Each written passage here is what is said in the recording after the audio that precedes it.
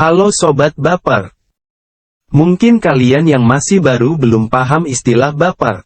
Baper di sini kita artikan dengan bahas pemerintahan. Saat ini kita akan bahas tentang golput. Golput merupakan singkatan dari golongan putih. Mengapa orang memilih golput? Apa dampak bagi proses demokrasi? Mari kita jelajahi bersama. Golput atau golongan putih merujuk pada kelompok pemilih yang memilih untuk tidak memberikan suara dalam pemilihan umum atau pemilu. Golput biasanya tidak memilih kandidat atau partai politik tertentu, namun mereka tetap memilih untuk tidak memberikan suara sama sekali. Kebanyakan orang beralasan untuk golput. Salah satu alasan utama orang memilih golput adalah karena ketidakpuasan terhadap kandidat yang tersedia. Mereka mungkin merasa bahwa tidak ada calon yang mewakili nilai-nilai atau kepentingan mereka dengan baik. Beberapa orang memilih golput karena merasa bahwa sistem politik di negara mereka korup, tidak efisien, atau tidak transparan. Mereka merasa bahwa memberikan suara tidak akan mengubah apapun.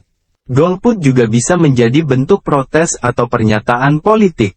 Beberapa pemilih memilih untuk tidak memberikan suara sebagai cara untuk mengekspresikan ketidakpuasan atau menunjukkan ketidaksetujuan dengan sistem politik yang ada. Apa sih dampak dari banyaknya orang yang golput? Golput dapat mempengaruhi kebijakan publik yang dihasilkan. Dengan tingkat partisipasi rendah, para politisi mungkin cenderung mengabaikan kepentingan masyarakat yang tidak memberikan suara. Golput juga dapat mempengaruhi kualitas demokrasi secara keseluruhan. Partisipasi aktif dari warga negara dalam proses pemilihan penting untuk menjaga sistem politik yang demokratis.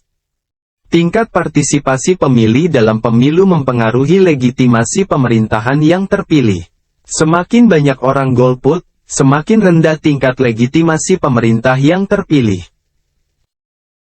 Apa yang bisa dilakukan jika Anda merasa ingin menyampaikan ketidakpuasan atau kritik terhadap sistem politik? Ada cara lain yang lebih efektif selain golput. Pertama yaitu terlibat dalam diskusi dan forum politik untuk menyuarakan pendapat Anda. Jika Anda masih merasa tidak puas dengan kandidat yang ada, Anda dapat berpartisipasi dalam pemilihan primer untuk mendukung calon yang lebih sesuai dengan pandangan Anda.